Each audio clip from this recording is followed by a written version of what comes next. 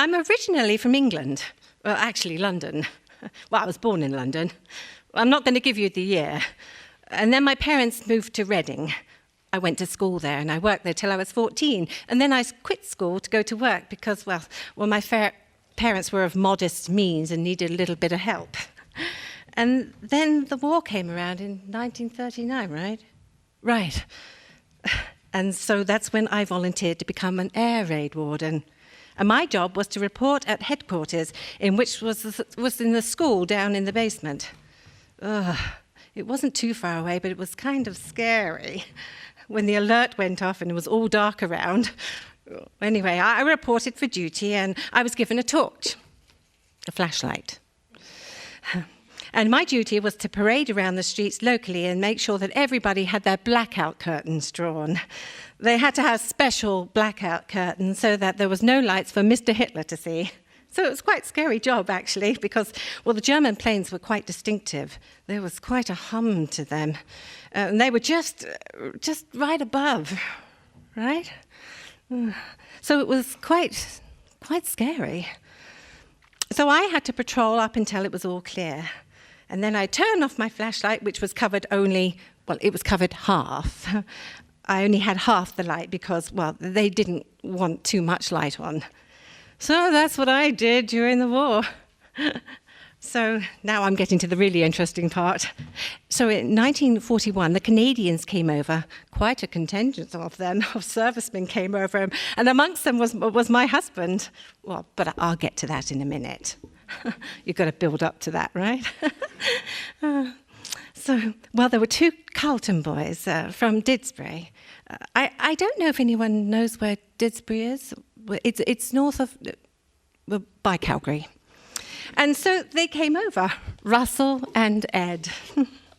Well, my good friend Phyllis, who went to school with me in Reading, joined the Air Force. And then Russell met Phyllis, and they became quite interested in one another, and they got married in 1943. So Ed became Russell's brother, and he was the best man, and I was the best friend of Phyllis, and well, the rest is history.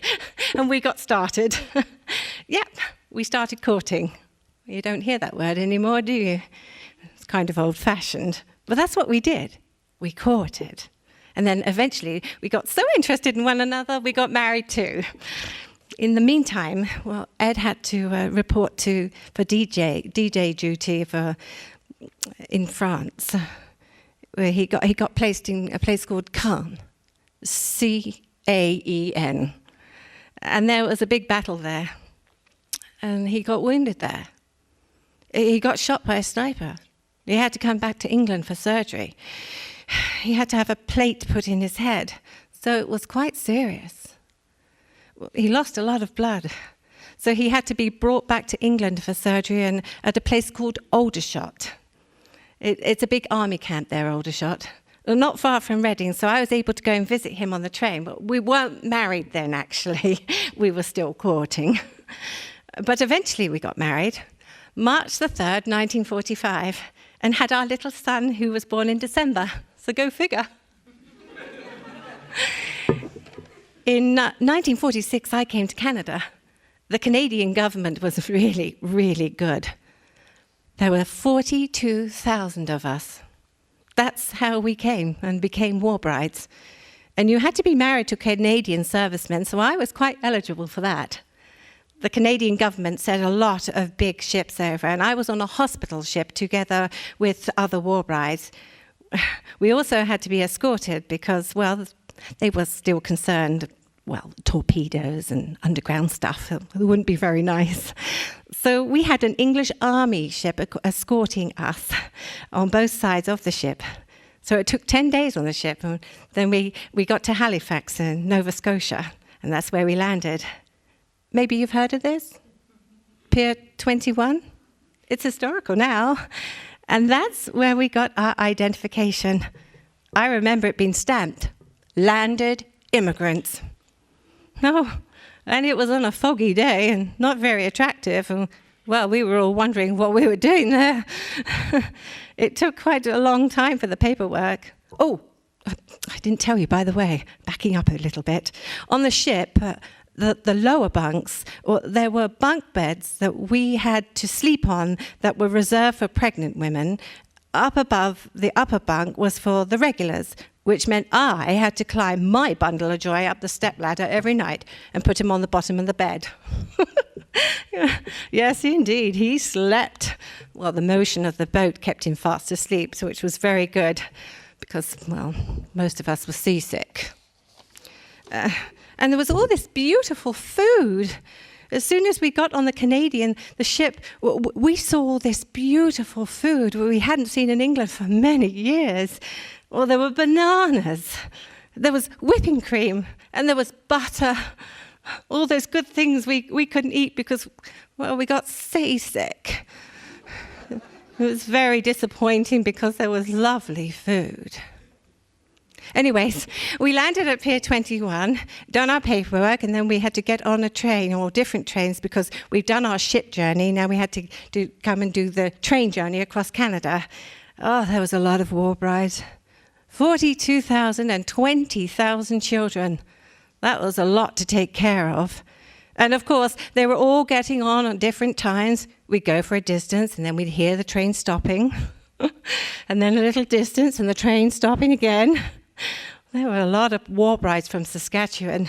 So they were the ones that really started the Saskatchewan War Bride Association, which was very good because we got some really nice reunions they organized for us, which was very, very nice. Anyways, I eventually got to my destination, which was Calgary. And somewhere in the crowd, there was my husband. I didn't recognize my husband because he was in a suit and a trilby hat on his head. He looked like Al Capone. And here I am, dragging my bundle of joy looking for him. But he recognized me, luckily, which was good. Well, he hadn't met his little son then. That would be the first time he met his son, who would be about, 3 months old, quite young. From Calgary, we journeyed up to Didsbury. That's where his folks lived, to Didsbury. And we got off at Didsbury, and we stayed with his folks for about a year. And during that time, there was an advertisement in the Didsbury post office for a park warden. So Ed applied for the position, and he got it. So pretty soon, he's off to Lake Louise. He was there for about 2 months, and I was still in Didsbury. We didn't have cell phones or anything like that to communicate. Anyways, at the end of 2 months, he sent for me. So I take a bus to Lake Louise, and I get off, and there he is with this big 4x4. Does anyone know what that is, a 4x4? Yeah, it's a truck. I'd never seen one before. Huge wheels. It was originally an army truck, but it had a cap put on the top so that it didn't get wet. So he met me at Lake Louise, and he was so happy that he had his first district with the Bow Summit just across from the Bow Lake. So in we load, complete with our bundle of joy, get into the truck, and we drive to the Bow Summit. Now, this is really quite the story. We drive to the Bow Summit. He gets out on his side, and he's happy. He's got his first district. Comes around, gets me out, and my bundle of joy. I get out, and he points to this building, and he says, well, this is home. Just a one-room log cabin that looked like a storage shed to me. Oh, I'll never forget that. I said, Ed, you gotta be kidding.